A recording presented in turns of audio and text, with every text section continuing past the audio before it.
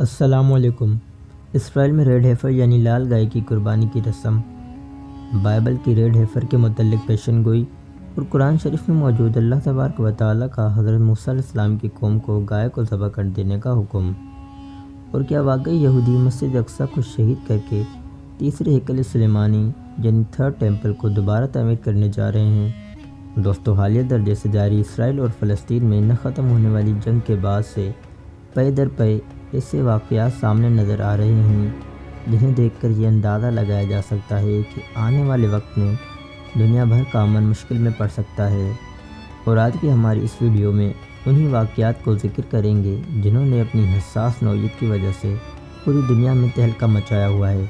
دوستو، ویڈیو کا باقاعدہ آغاز کرتے ہوئے آپ کو بتاتے چلیں کہ یہودیوں نے ایک ریڈ ہیفر سرخ گائے کی قربانی کا اعلان کر دیا ہے۔ یہودی متون کے مطابق ریڈ ہیفر ایک ایسی گائے ہے جو مکمل طور پر سرخ رنگ کی ہوتی ہے، جس میں کوئی داغ یا نشان نہیں ہوتا، اور اسے کبھی کام کے لیے استعمال نہیں کیا جاتا۔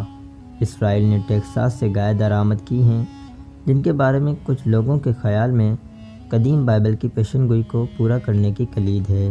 اطلاعات کے مطابق یروشلم میں ایک بڑی قربان گاہ ایک رسم کے لیے تیار کی جا رہی ہے جو حضرت موسیٰ علیہ السلام کے زمانے کی ہے۔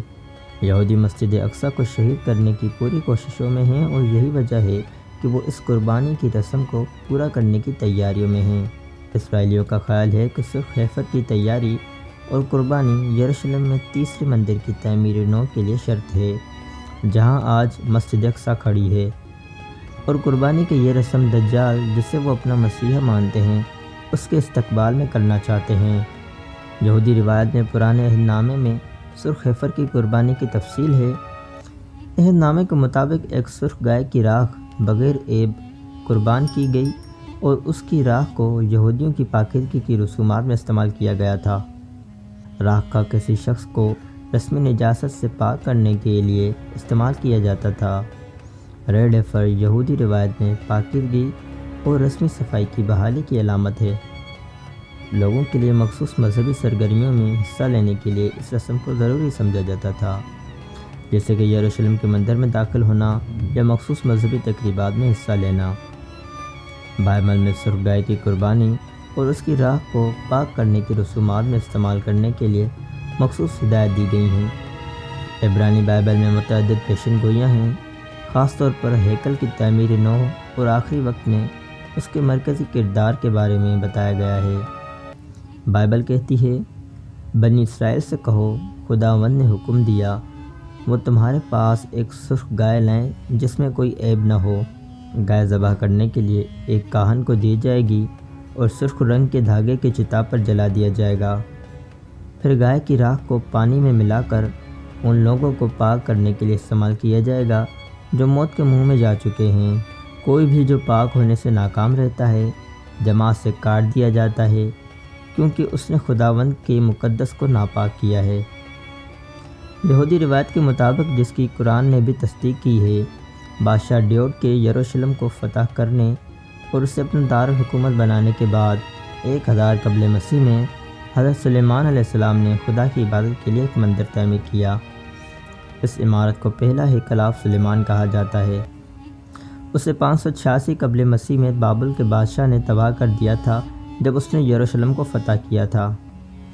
حضرت سلیمان علیہ السلام کا دوسرا مندر 37 قبل مسیح میں تعمیر کیا گیا تھا، جب اس دور کے بادشاہ نے ٹیمپل ماؤنٹ کو بڑا کیا اور عوام کی رضامندی سے ہیکل کو دوبارہ تعمیر کیا۔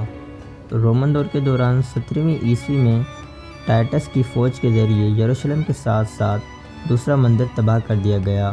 تب سے مندر آج تک موجود نہیں ہے۔ بنیاد پرست یہودیوں کا خیال ہے کہ ان کے مسیح کے آنے اور دنیا پر حکمرانی کرنے میں ان کی مدد کرنے کے لیے تیسرا ہیکل بنانا ہوگا، جس کے لیے لال گائے کی قربانی شرط ہے اور جس کی یہ لوگ تیاریاں کر رہے ہیں۔ دوستو، قرآن مجید کی دوسری سورت اور سب سے لمبی سورت کا نام البقرہ ہے۔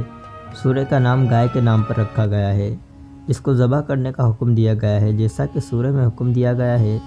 اور جب حضرت موسیٰ علیہ السلام نے اپنی قوم سے کہا کہ اللہ تعالیٰ نے تمہیں ایک گائے ذبح کرنے کا حکم دیا ہے، تو انہوں نے کہا، ہم سے مذاق کیوں کرتے ہیں؟